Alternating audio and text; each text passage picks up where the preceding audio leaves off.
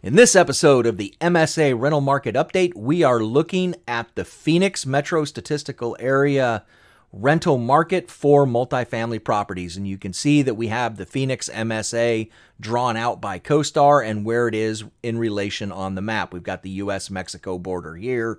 We've got Albuquerque, New Mexico up here, Las Vegas up here. If we take I-8 to the west, we run into San Diego. If we take I-10 to the west, we run into Los Angeles. So this gives you an idea of where the Phoenix Metro is located. As usual, let's take a look at the filters, and you can see that we are excluding all corporate, all military, all senior, and all vacation, and we are only including market and market affordable so that we are only looking at conventional apartments. If we go to location, we can see that we're looking at the Metro Statistical Area for Phoenix, Arizona. Now, before we move to the analytics and take a look at what I believe is going to be a pretty down market, probably one of the worst we've seen to date, I do want to let you know, because I had a question in one of the comments yesterday about the market cycle chart. So when we get to the end, before I announce where this is plotted, I will pull up my market cycle chart. Here's a sneak peek of what it looks like. And we will plot the Phoenix MSA on the market cycle chart as I see it today. Now, keeping in mind that we are in the fourth quarter of 2022, albeit CoStar is saying that their data for January is consistent. So we may start to look at some of the January data in 2023 as we move forward, but we'll see that in a minute. So let's go take a look at the analytics for all three asset classes combined, A, B, and C for conventional apartments. So here is the supply side snapshot for the Metro Statistical Area of Phoenix, Arizona. There are 6,022 properties in the marketplace, totaling 392,881 units. There is still 30,953 units under construction, and in the last 12 months, only 5,004 have absorbed. That means more units rented than went vacant. This is just a net result over that 12-month period, where the prior 12-month period, 9,052 more units rented than went vacant. And we can see this with the vacancy rate.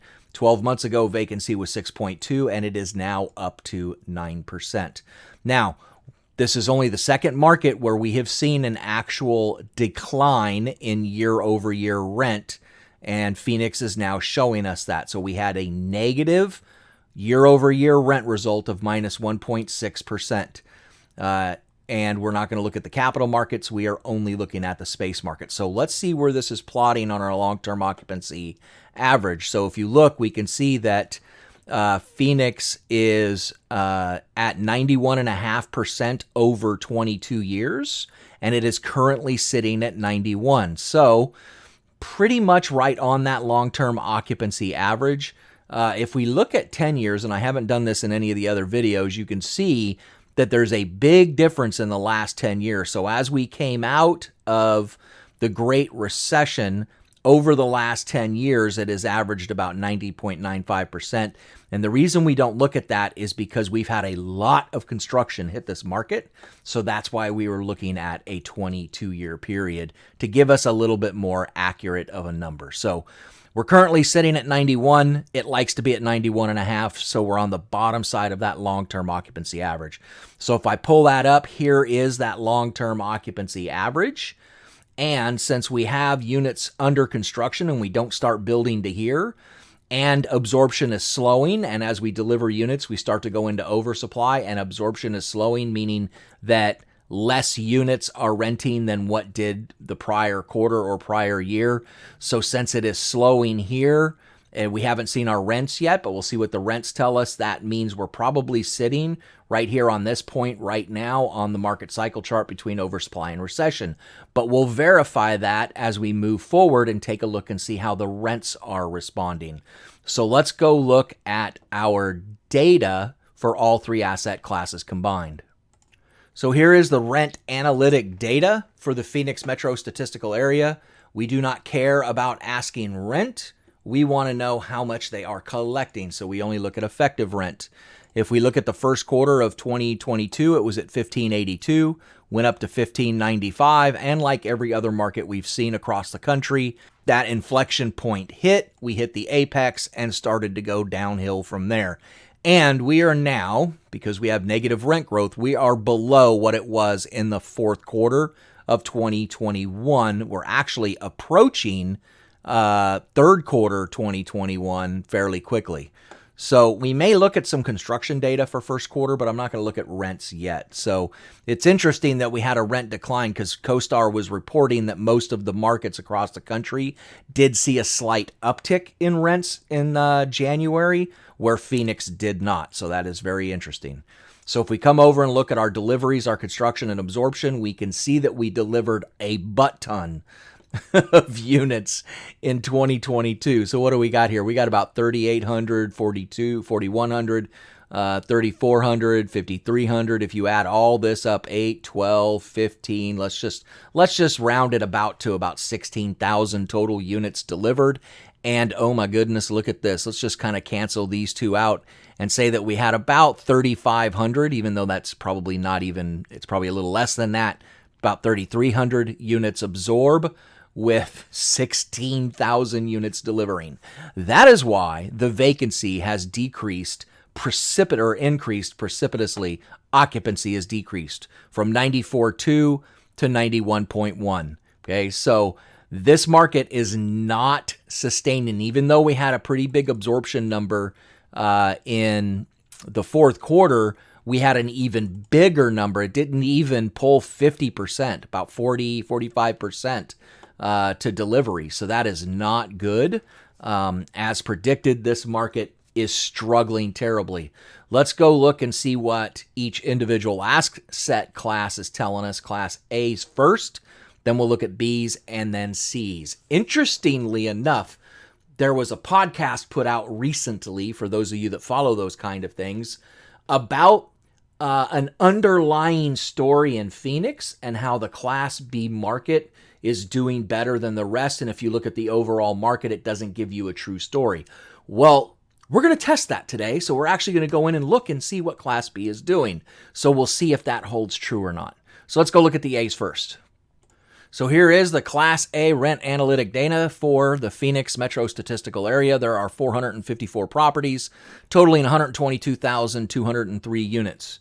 Looking at effective rent, we were at $1,898 in the first quarter of 2022, went up to $1,903, down to $1,881, down to $1,841. So once again, between that second and third quarter, we hit that inflection point and rent started going down. We're even showing down for January in the first quarter of this year. So we have a negative 1.1 year-over-year rent growth, and we have the last 2 quarters of solid rent declines in the Class A space. Let's look at deliveries and absorption. So we can see we had 2,875 in the first quarter and only 1,426, only about 50%. That's not good. Another 2,150 and only 508 delivered. Then 1,773 delivered in the third quarter, 1,391 better, but not as strong. Then 1,813 and even better, 1,753. So I like to be about 80+%.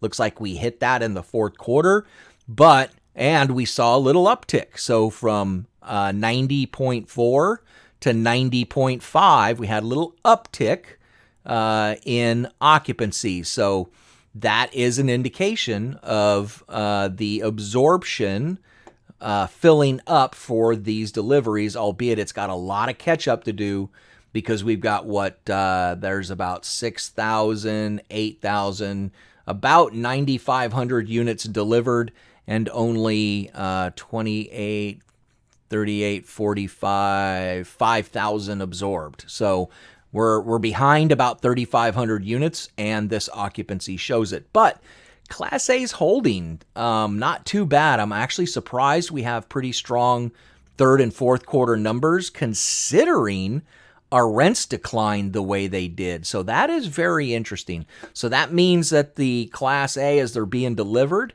the developers are being smart and they're lowering those rents and they're getting that absorption. So Class A may not have too far to drop but there's still 12,964 to deliver. It looks like even more went under construction between the fourth quarter and first quarter. So it looks like the first month of the year put another about 800 units onto the market or under construction. So we still have a butt ton to deliver in Class A, which means since there's 30,000 total to deliver, that means we've got more than double this in the Class B space. So Class A's are reacting appropriately, not too terribly bad. Definitely not the one causing the market to go down in that overall. Now, let's see if what that podcast was telling us is accurate or if the Class B market is suffering. So let's go take a look at the Bs. So here is our Class B rent analytic data. There are 1,162 properties in the market, totaling 142,354 units. Looking at effective rent, we started the year at $1,558 in 2022, went up to $1,576, and like everywhere else, we hit that break point, went down to $1,541, and then down to $1,514, and we're showing in January it went down a little bit more in $1,510. So we're negative 1.6 year over year. So that is in line with the numbers we saw for the overall. Let's see what deliveries and absorption tell us.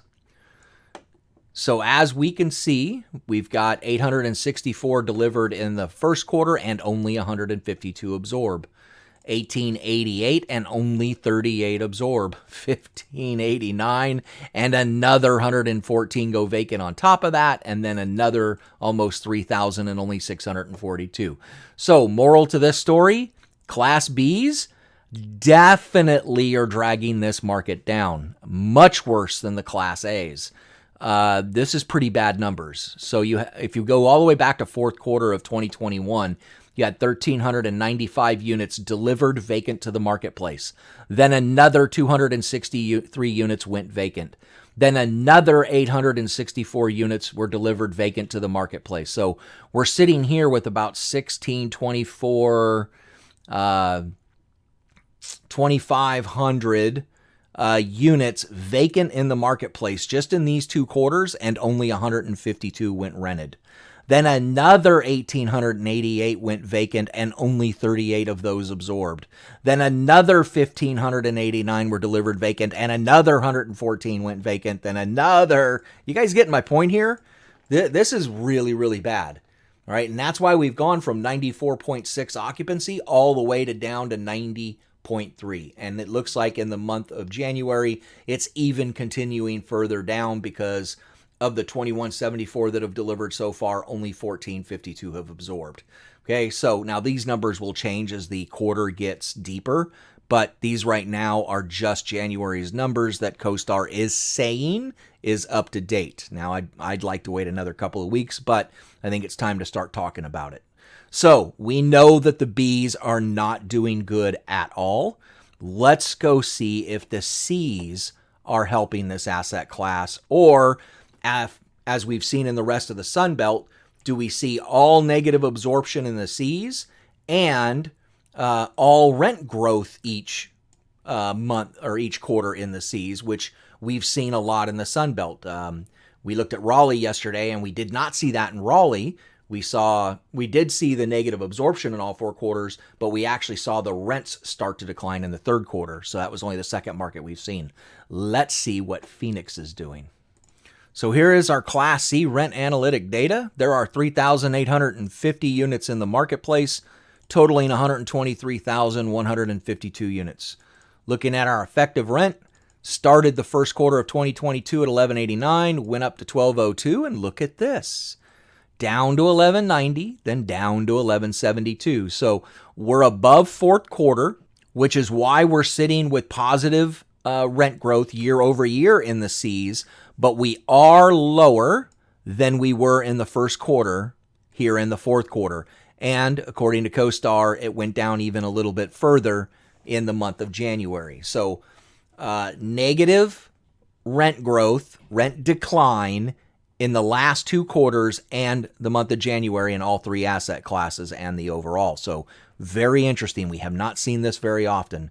So let's go look at our absorption. Now, forget these deliveries are under construction because you don't deliver Class C space. You deliver Class B space. These are probably just in really bad neighborhoods. And look at this, just like I suspected, we got to go all the way back to second quarter of 21 to see any positive absorption. All these units have gone vacant, and it's because of the affordability in this marketplace. So we know people are moving to Phoenix every single day. There's nothing to dispute that. But these renters cannot afford these units. So what's happening is they are roommating up, or the more appropriate term is doubling up. And we can see that we started at 94.6 in the fourth quarter. We're down to 92.5 by the fourth quarter. So in the first quarter of 2022, 94.6. By the fourth quarter, we were at 92.5, and we've ticked down another 0.1% in January of 2023. So all of that said, I think it's pretty confirmed that the Phoenix Metro, because of the slowing to negative absorption in the Bs, the negative absorption in the Cs, the negative rents in the last 2 quarters in all 3 asset classes, which is unusual for the Cs across the Sun Belt, I think it's clear that we are on the bottom side of this long-term occupancy average as Phoenix enters the recession phase. Now, there are still 30,000 units under construction in this marketplace. That is a butt ton.